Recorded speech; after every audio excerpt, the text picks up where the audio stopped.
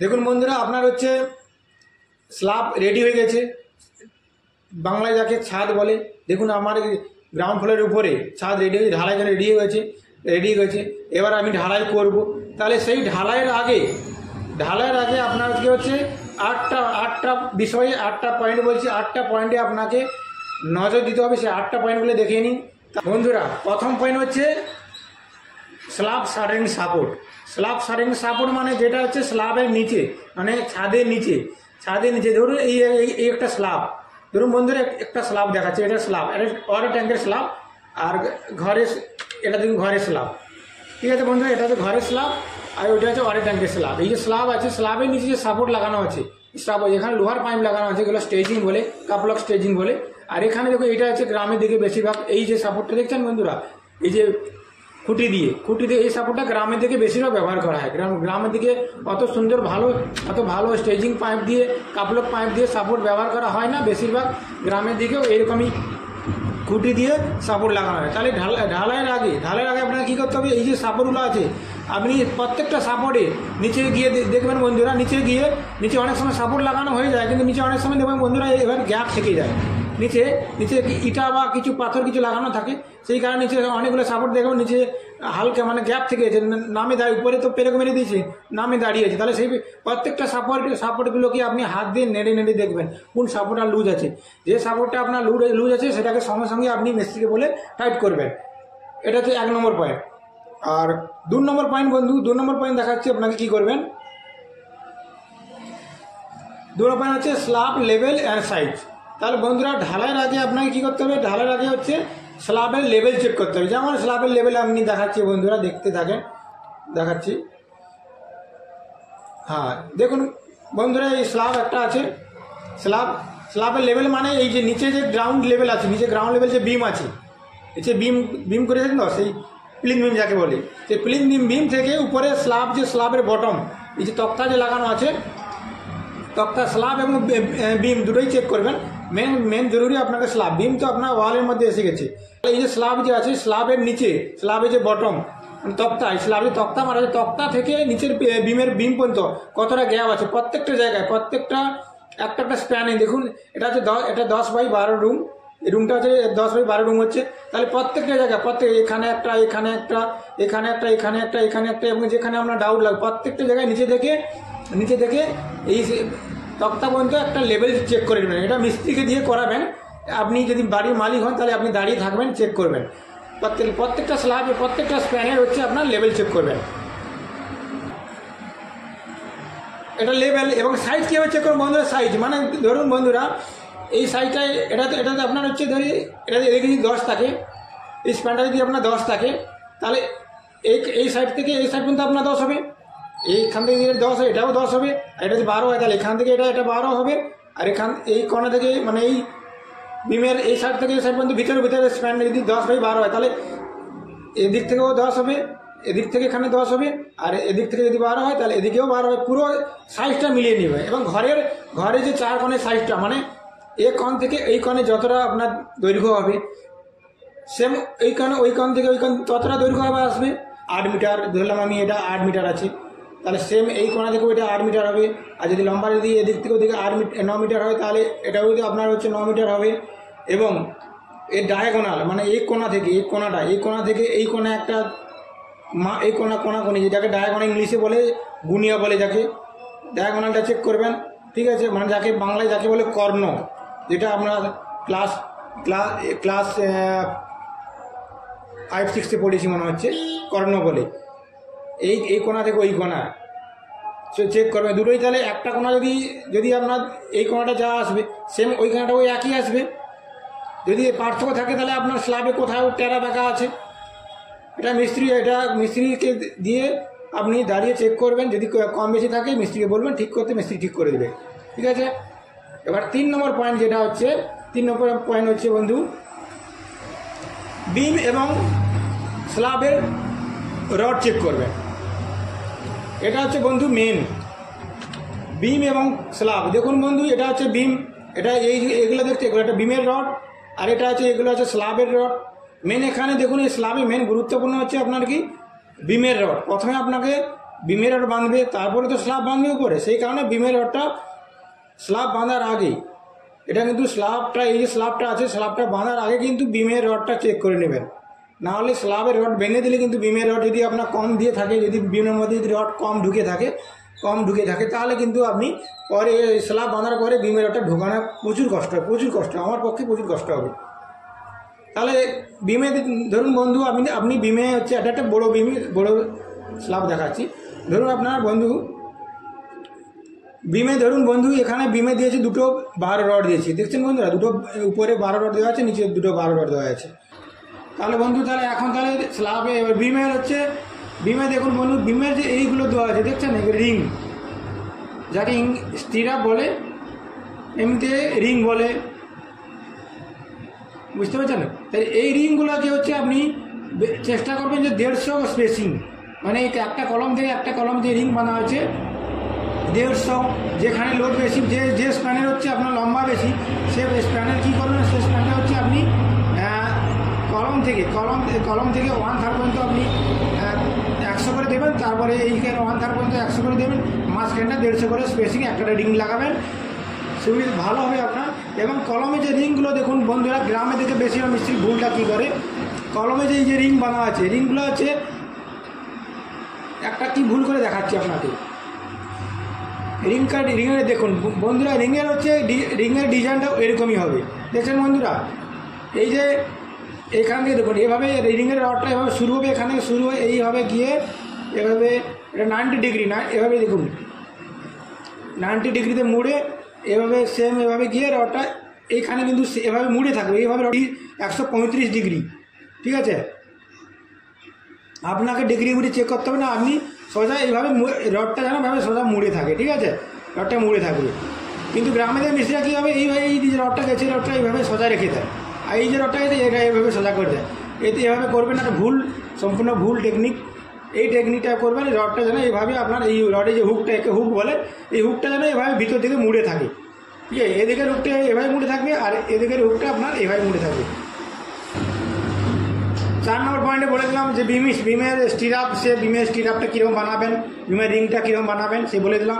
5 নম্বর point হচ্ছে still binding quality. হ্যাঁ, এটা বন্ধু হচ্ছে মেইন জিনিস। স্টিল বাইন্ডিং কোয়ালিটি কি? স্টিল বাইন্ডিং দেখুন বন্ধুরা, এই যে স্ল্যাবের জালি বানা আছে, জালিগুলো বানা আছে, ডাবল বাইন্ডিং করবেন। ডাবল বাইন্ডিং মানে দেখে নিন বন্ধুরা, এই দেখছেন বন্ধুরা, এই দেখুন, মানে একটা তার নিয়ে মানে এইভাবে এদিক থেকে বানা আছে, আবার ওই দিকেও বানা আছে, দেখছেন বন্ধুরা। এখানে কিছু জায়গায় কিন্তু সিঙ্গেল বাইন্ডিং করেছি, এটা ডাবল বাইন্ডিং করবেন। ডাবল বাইন্ডিং মানে একটা তার নিয়ে আপনি এইভাবে এদিক দিয়েও ঘুরাবেন, আবার এই দিক দিয়েও ঘুরাবেন, মানে দুদিকে বাঁধবেন, এটা ডাবল বাইন্ডিং বলে। তাহলে এটা ডাবল বাইন্ডিং করবেন। অনেক মিস্ত্রি কী হয়, সিঙ্গেল বাইন্ডিং মানে এভাবে তারটা নিয়ে ওই দিকে বেঁধে দেয়। তাহলে কী হবে, আপনার যদি রডটা এদিক ঠেলাঠেলি করে, তাহলে কী হবে, যেদিকে এই দিকটা বান্ডিং আছে, তাহলে এদিকটা বান্ডিং নেই, তাহলে রডটা হচ্ছে আপনার এদিকে সরে যাবে, অথবা এদিকে সরার চান্স আছে পরে লোড আসলে, সেই কারণে ডাবল বাইন্ডিং করবেন। এদিক থেকে নেবে রডটা ঘুরিয়ে আবার এই দিক থেকে ওদিক থেকে দিয়ে দেবে, এটা ডাবল বাইন্ডিং। তাহলে স্টিল বাইন্ডিং কোয়ালিটি।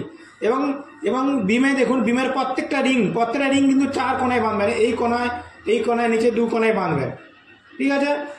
এবং যেখানে হচ্ছে আপনার হচ্ছে দেখুন, যেখানে বন্ধুরা স্ল্যাবের যে রডটা এসছে বিমের মধ্যে, বিমের উপরে এসছে, এটা কিন্তু বিমের উপরে কিন্তু স্ল্যাবের রডটা আসবে।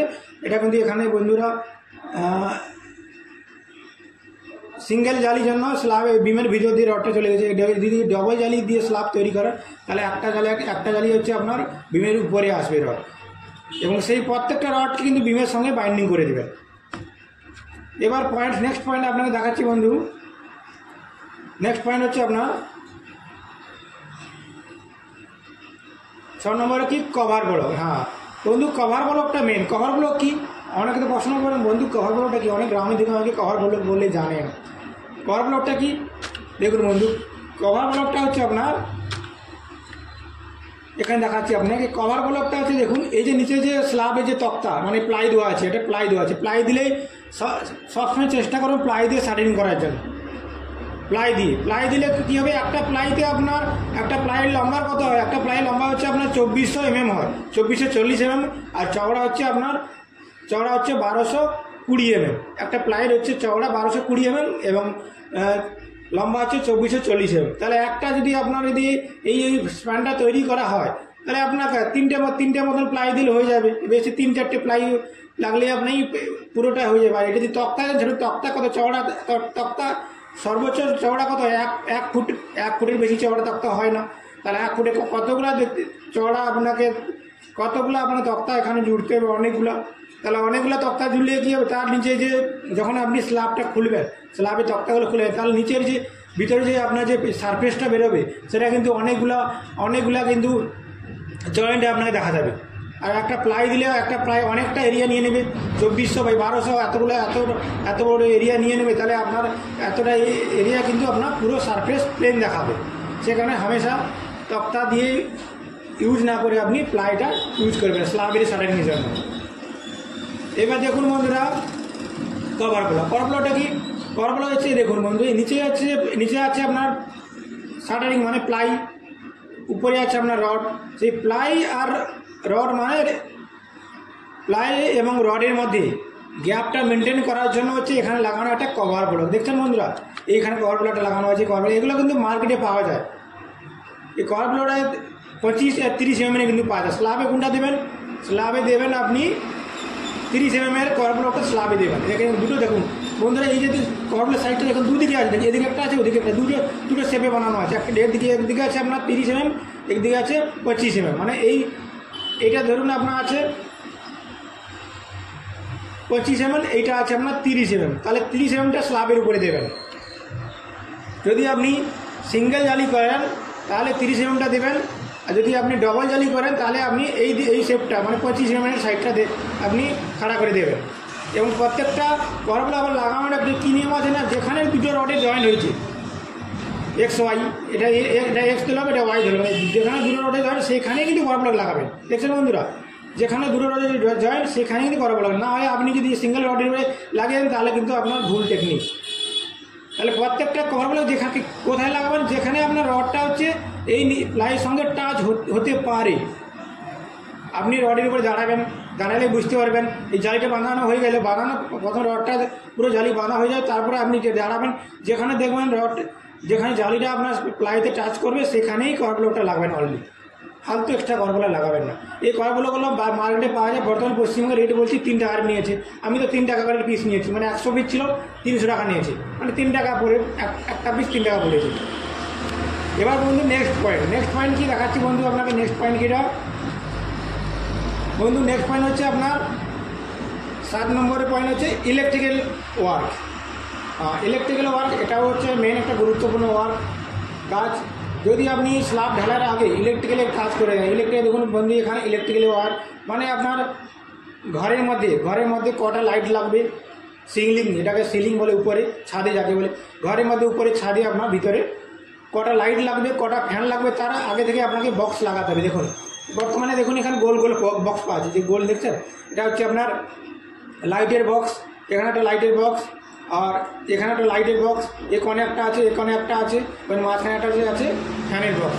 আপনি এই লাইট আর ফ্যানটা কীভাবে লাগাবেন, আপনি ড্রয়িং দেখে লাগাবেন, কোথায় আপনার বেড পড়বে। দেখুন বন্ধুরা, এই যে ফ্যানের বক্সটা আছে কিন্তু এটা কিন্তু মাঝখানে নেই, স্ল্যাবের মাঝখানে, তো এইখানে হচ্ছে। আর ফ্যানের বক্সটা কেন এখানে দিয়েছি, এখানে নিচে এখানে আপনার ফ্যান ঝুলবে, তাহলে ফ্যানটা আমার হচ্ছে বেডটা থাকবে, বেডটা এইভাবে থাকবে। দেখছেন বন্ধুরা, এই রুমের যে বেডটা থাকবে এইভাবে এখানে বেডটা থাকবে, সেখানে বেডের উপরে এখানে ফ্যান লাগানো হয়েছে, বেডের উপরেই আপনার ফ্যানের বক্সটা দিতে হবে। সেভাবে ইলেকট্রিক্যাল পুরো প্রথমে ফ্যানের বক্স আর লাইটের বক্স পুরো লাগানো হয়ে যাবে। তারপরে একটা ইলেকট্রিক্যাল একটা আপনার হচ্ছে লাইটের বক্স থেকে অনেকটা লাইটের বক্স আপনাকে পাইপ দিয়ে, বর্তমানে দেখুন বন্ধুরা এই যে পাইপগুলো দিলে কিন্তু সুবিধা। আগে কিন্তু বর্তমানে প্লাস্টিকের পিভিসি পাইপগুলো দেওয়া হতো, সেই পাইপগুলো কী হতো, সেই পাইপগুলো 3 মিটারে আসতো, 3 মিটারের পাইপ আসতো। কিন্তু সেই পাইপগুলো দিলে কী হয় আপনার বন্ধু, দেখুন এখান থেকে একটা পাইপ দিলেন, উদাহরণ দিচ্ছি, সেই পাইপগুলো কিন্তু শক্ত পাইপ। এই যে পাইপগুলো রয়েছে এগুলো নরম পাইপ, এই পাইপগুলো দিলে কী সুবিধা, এর উপর দিয়ে যদি ঢালাইয়ের সময় উপর দিয়ে অনেকেই যাবে, মিস্ত্রি যাবে এবং ঢালাইয়ের ওয়ার্কার লেবাররা এর উপর দিয়ে যাবে, তাহলে এই পাইপগুলো পারলে কিন্তু ভাঙে না। আর আগে যে পাইপগুলো দিয়ে স্ল্যাবের মধ্যে যে পাইপগুলো বিছানো হতো সেই পাইপগুলো কি শক্ত থাকতো, পা দিয়ে চললেই পা তো পড়বে বাই চান্সে, আপনি ঢালাই করছেন মিস্ত্রি হেল্পার কোথায় চড়বে, সেই পাইপের উপরে পা পড়লেই কিন্তু পাইপগুলো ভেঙে যেত। সেই কারণে বর্তমানে এই যে পাইপগুলো দেওয়া হচ্ছে এগুলো রবার টাইপ, রবারের মতন পাইপ। তাহলে বন্ধুরা এই পাইপগুলো দিয়ে আপনি পাইপগুলো বিছিয়ে ওয়ারিংয়ের কাজ করবেন, তাহলে আপনার সুবিধা হবে। এবং বন্ধুরা প্রত্যেকটা কিন্তু, এবং যেখানে আপনার সবগুলো লাইট এবং ফ্যান যেখানে জয়েন্ট সেখানে এই পাইপগুলো নিয়ে বিমের মধ্যে চেষ্টা করবেন বন্ধুরা, যে এই লাইনটা যে বিমের মধ্যে দিয়ে নেওয়ার চেষ্টা করবেন। ঘরের মধ্যে যে আপনার 4টে লাইট আর একটা ফ্যান লাগানো আছে, এটা আপনার স্ল্যাবের উপর দিয়ে পাইপটা গেছে, কিন্তু বাকি যে পাইপগুলো মেন যে লাইন গেছে দেখুন বন্ধুরা বিমের মধ্যে দিয়ে গেছে, দেখছেন বন্ধুরা বিমের মধ্যে। কারণ স্ল্যাবের মধ্যে যদি এই পাইপটা বিছান তাহলে আপনার এইটুকু যে পাইপের যে আপনার আয়তনটা এইটুকু জায়গায় কিন্তু আপনার কংক্রিট গ্যাপ থেকে যাচ্ছে। সেই কারণে পাইপের পুরো যে পাইপের যে মেন লাইনগুলো বিমের মধ্যে দিয়ে বিমের মাঝখান দিয়ে নিয়ে যাবেন, নিয়ে গিয়ে আপনি নিচে এটা হচ্ছে উপরে ছাদে উপরে যখন আরও উপরে যখন স্ল্যাব হবে তার জন্য এটা দেওয়া হয়েছে। তাহলে পাইপের হয়ে গেল ইলেকট্রিক্যাল কাজ। এবং নেক্সট পয়েন্ট হচ্ছে দেখাচ্ছি আপনাকে, নেক্সট পয়েন্ট র ম্যাটেরিয়াল কোয়ালিটি। হ্যাঁ, র ম্যাটেরিয়াল কোয়ালিটি মানে বন্ধু আপনি ঢালাইতে কী ব্যবহার করেন। ঢালাইতে আপনার লাগবে সিমেন্ট, বালি, আর এই যে পাথর পড়ে আছে সাইড দেখছেন পাথর লাগবে, আর আপনার লাগবে অ্যাড মিক্সচার দেখছেন এখানে অ্যাড মিক্সচার একটা ডাব্বা রাখানো আছে, দেখাচ্ছি। অ্যাড মিক্সচার ডাব্বার নিচে রাখানো আছে, নিজেদের ডাব্বা এখানে তুলে রেখেছে, নিচে ডাব্বা রাখানো আছে অ্যাড মিক্সচার, যাকে লিকুইড বলে। কংক্রিটের যে কংক্রিট যেখানে তৈরি হচ্ছে মিক্সচারে, সেই কংক্রিট তৈরি করার সময় এখানে লিকুইড দিচ্ছে। এবার কী পরিমাণে লিকুইড দিতে হবে, কতটা দিতে হবে, কতটা আর কি, এবং কতটা জল দিতে হবে, কতটা সিমেন্ট দিতে হবে, কতটা বালি দিতে হবে, কতটা পাথর দিতে হবে, সম্পূর্ণ হিসাব আমার একটা ইউটিউব চ্যানেলে একটা ভিডিও আছে। এই যে স্ল্যাবে যে কংক্রিটটা হয় তাকে বলে M25।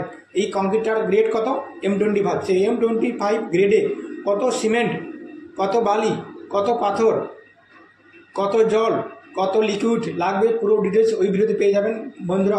অবশ্যই এই ভিডিওর শেষে গিয়ে আমার চ্যানেলে ভিজিট করে ওই ভিডিওটা দেখে নেবে। তাহলে এই যে ম্যাটেরিয়ালগুলো এগুলো র ম্যাটেরিয়াল বলে, মানে কংক্রিট তৈরি হওয়ার জন্য যে ম্যাটেরিয়াল, কাঁচা ম্যাটেরিয়াল যাকে বলে। তাহলে এই বন্ধুরা সিমেন্ট কিন্তু হামেশা কী করবেন, সিমেন্টটা কিন্তু চেষ্টা করবেন আপনি স্ল্যাবে ঢালাই ক্ষেত্রে OPC সিমেন্ট দেবেন, অর্ডিনারি পোর্টল্যান্ড সিমেন্ট অনেক রকম এখন পশ্চিমবঙ্গ সিমেন্ট পাওয়া যাচ্ছে। একটা OPC পাওয়া যাচ্ছে, PVC পাওয়া যাচ্ছে, আর একটা হচ্ছে PSC পাওয়া যাচ্ছে, একটা কম্পোজিট সিমেন্ট। এই যে সিমেন্টটা এটা কিন্তু কম্পোজিট সিমেন্ট। তাহলে কম্পোজিট সিমেন্ট অথবা আপনি OPC, কম্পোজিট সিমেন্টটা হচ্ছে আপনার কি OPC সিমেন্ট, আর PVC সিমেন্টের মিক্স সিমেন্ট হচ্ছে কম্পোজিট সিমেন্ট তৈরি করেছে বিভিন্ন কোম্পানি, বিভিন্ন রকম আলাদা সিমেন্টটাকে। ভালো সিমেন্টটা চেষ্টা করবেন আপনি, আপনার যে মিস্ত্রি আছে অথবা যে ইঞ্জিনিয়ার আছে তার পরামর্শ নেবেন কোন সিমেন্টটা দিলে ভালো হয়।